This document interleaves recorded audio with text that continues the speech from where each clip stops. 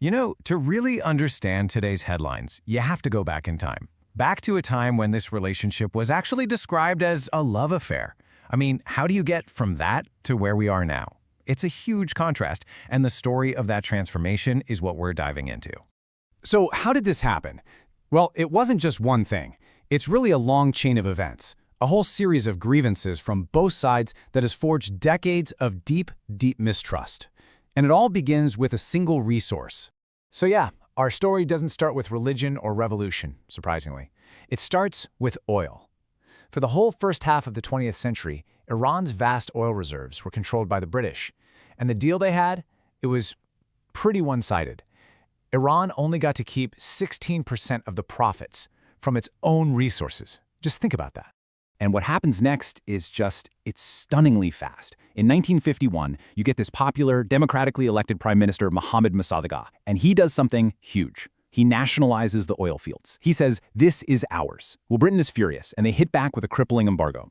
By 1953, the US and Britain, they're worried Mossadegh might pivot to the Soviet Union, the whole Cold War thing, so they orchestrate a coup and just remove him from power. And right there, that's it. That's the foundational grievance for Iran that would just echo for decades. You know, for Mossadegh, this was everything. His vision was deeply patriotic. As he saw it, this wasn't just some economic dispute. It was a fight for Iran's future, for its sovereignty. But taking control of his country's most valuable resource, well, it set him on a collision course with the West. Okay, so after the coup, the US helps put the monarch, the Shah, back in power. And this kicks off a 25-year alliance. But it was an alliance that looked very, very different depending on where you were standing. And that's the thing, it created two completely different realities. For Washington, the Shah was the linchpin of its Middle East policy, a stable partner, a huge buyer of American weapons. But for many, many Iranians, his rule was a royal dictatorship, enforced by the brutal secret police, the SAVAK, who are absolutely notorious for their use of torture. And this quote, wow. This is President Carter, just a year before the revolution. He calls Iran an island of stability. Now, he meant it as a compliment, right? But in Iran, people heard that as America just not caring about the Shah's human rights abuses. It was like pouring gasoline on an already simmering fire. And yep, just over a year later, that so-called island of stability was completely consumed by revolution. The Shah was overthrown, and it led to a crisis that would permanently and dramatically change how America saw Iran. So here's the spark. The Shah is now in exile, and he's dying of cancer. President Carter pretty reluctantly lets him into the US for medical treatment. Now, he did it on humanitarian grounds. But in Tehran, it set off massive alarm bells. The revolutionaries were convinced it was 1953 all over again, that the US was planning another coup to restore the Shah. And in response, students stormed the US embassy, which they called a den of espionage. And for 444 agonizing days, this crisis was on the news every single night in America.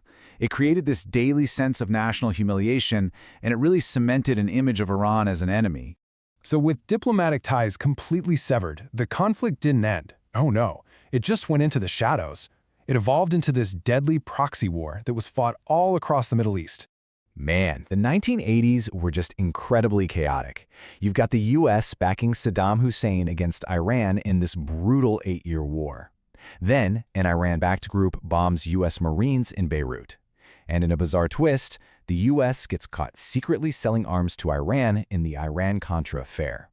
The decade ends in this awful tragedy when a US warship shoots down an Iranian passenger plane. The US called it a tragic mistake, but they never formally apologized, and that left a really deep scar in Iran. And that brings us to the issue that has really defined this relationship for the last 2 decades or so, Iran's nuclear program. And here is one of the biggest ironies in this entire story.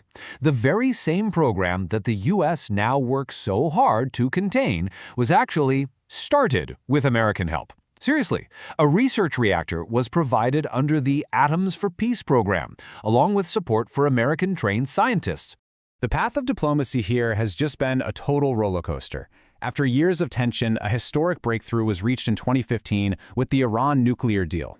But that landmark agreement? It was undone just 3 years later when the US unilaterally pulled out, putting the two nations right back on a collision course. And this brings us to a really crucial point. In this relationship, history isn't just in the past. It's an active grievance. It shapes every single present-day interaction. It's this seemingly unbreakable cycle of action and reaction. When you lay it all out like this, the core traumas for each side are almost mirror images of betrayal. For Iran, it's the 1953 coup and American support for the Shah and Saddam Hussein. For the US, it's the hostage crisis and Iran's sponsorship of regional terror. These aren't just historical footnotes, you know? They are foundational wounds that are still politically potent today. And so that leaves us with the fundamental question looking forward. After decades of animosity, where each side sees itself as the victim and the other as the aggressor, is there a path to a different future? That's a challenge that generations of leaders on both sides have so far failed to overcome.